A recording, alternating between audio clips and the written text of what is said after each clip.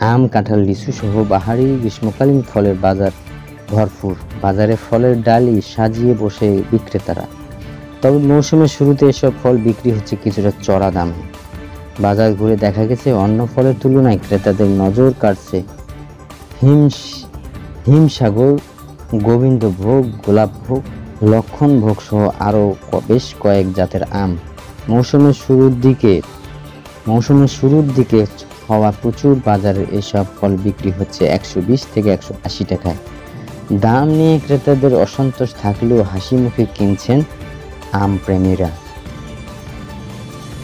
এদিকে আম, লিচু সহ মৌসুমী ফলের চাহিদা বাড়ায় কমতে শুরু করছে অন্য ফলের দাম। বাজারে প্রতি কেজি সবুজ আপেল 270 টাকায়, লাল আপেল 230 টাকায়, মালটা 200 টাকা থেকে 230 টাকায়, কমলা 350 টাকা থেকে ও আঙ্গুর 500 থেকে 600 টাকায় বিক্রি হচ্ছে।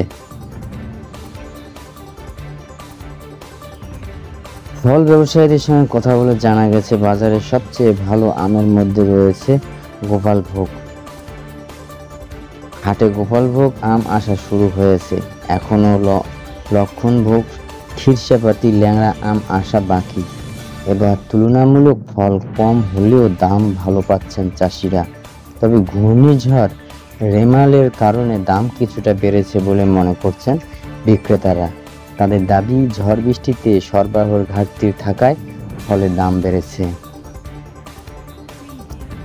রামপুরা বাজারে একাধিক ফলের দোকান ঘুরে আম দেখছিলেন আমিরুল হক নামের এক ক্রেতা। তিনি বলেন, আমের সিজনে শুধু আমটাই খাই, এই সময় অন্য কোনো ফল খুব বেশি খাই না।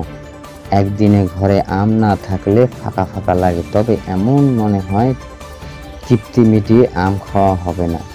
তো বছর সেখানে একসঙ্গে 8 থেকে 10 কেজি করে আম কিনে বাসায় নিয়েছি। এবছর সেখানে কয়েকটা দোকান করে 4 কেজি নিয়েছি।